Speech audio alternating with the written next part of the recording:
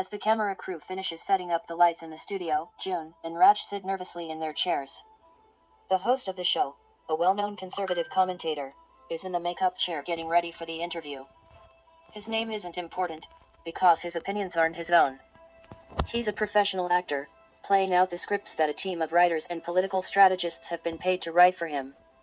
He is a real person, he has a life and an obscene amount of money, but inside this studio he is less of a man than a vehicle for their propaganda.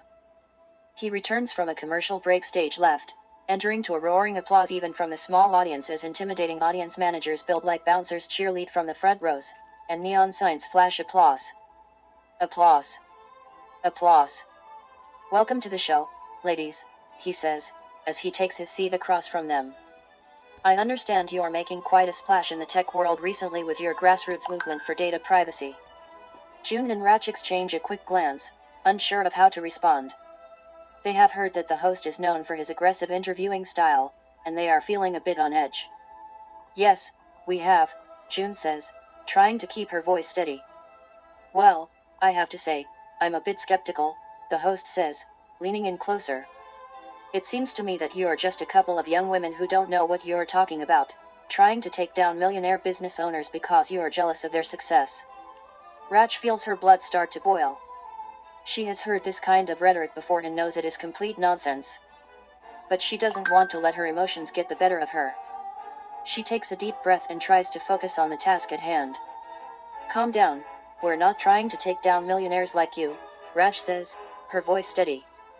We're trying to hold the big tech tyrants you talk about so much on your show accountable for their actions and ensure that the public's data is protected. The host laughs. Yeah, right. Because big tech companies are the real enemy, not the Chinese or the Iranians. Give me a break. You're just mad at every boss in the world after you both got fired last year, is that right? He pretends to study a blank page in front of him as he looks up to the teleprompter set up just behind them, so that he could look their way and easily see it. Rach feels her anger rising, but she bites her tongue and tries to think of a way to respond. She knows that the host is trying to provoke her and she doesn't want to fall into his trap. I think the real question is how the company you work for, the Murdoch News Network, is intimately involved with the tech companies you say you are critical of and how they are now profiting from the data collection process, Rach says. Her voice steady and her mind focused on taking the conversation back on track. The host's smirk fades and he leans back in his seat, clearly taken aback by Rach's response. He tries to compose himself and regain control of the conversation. Now ladies, let's not try to deflect the conversation, he says, trying to sound in control. The fact is, these big tech companies are driving innovation. As some of the largest job creators in the country, they're the backbone of our economy. The truth about you ladies, which you refuse to face, is that you are just entitled, socialist millennials mad that the world won't give you a participation trophy. June takes a deep breath and leans forward. You know, some of that may be true, which is first for this show I think, but it doesn't excuse the fact that they are collecting and exploiting personal data without consent. And it's especially concerning when companies like MNN, that you work for if I have to remind you, profit from this process without any transparency or accountability. The host's expression turns hostile. MNN is a reputable news organization and has no involvement in these so-called exploitations you are talking about. And I'll have you know that we hold these big big tech companies accountable every day on this very show. Rach can't help but roll her eyes. It's easy to say that on a show, but what about the recent merger between MNN and anti-worker delivery monopoly Uber, one of the big tech companies that you are so quick to defend? Rach asks, her voice steady but her gaze piercing. Could you please sit down, the host begs as he adjusts his bow tie. No, sorry, Rach, June interrupts. You mean MNN was bought out by Uber? After their ratings fell through the floor when the mega crowd moved on to Oracle World News. Yep, sorry, my girlfriend is right, Rach says, standing and facing the small, masked and socially distanced audience. The host cranes his neck awkwardly, trying to see the teleprompter she was now standing in front of. I mean, you tried to keep it out of the media, but we all know this is Uber News now, don't we people? Please sit down, like an adult, he pleads. The host of the MNN interview becomes increasingly defensive and flustered, not knowing what else to say but to keep asking Rach to sit down and trying to neg her.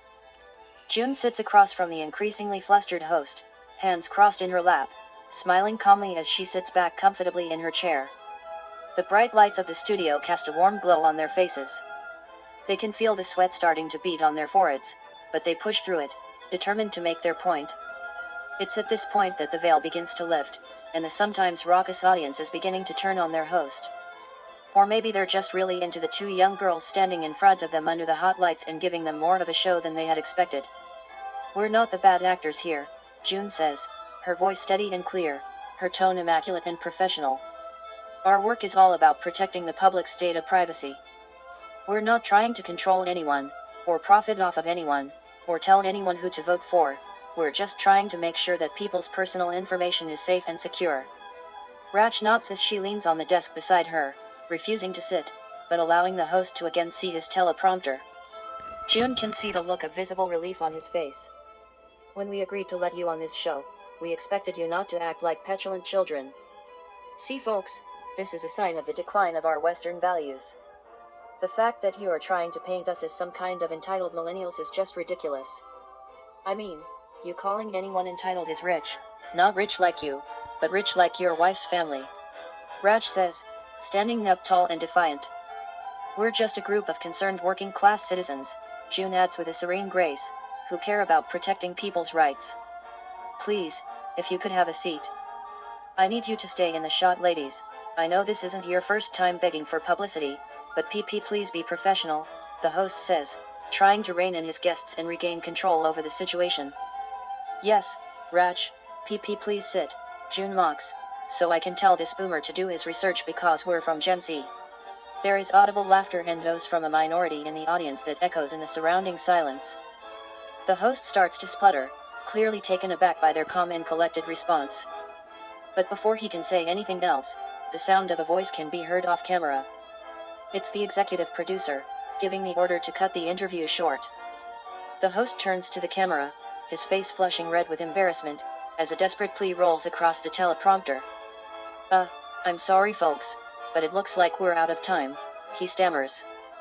"Thanks for joining us today." June and Rach exchange a quick glance, both feeling victorious. They gather their things and stand up, ready to leave the studio. As they make their way to the door, Rach turns to June and whispers, "We did good. We really made our point," barely able to contain her laughter.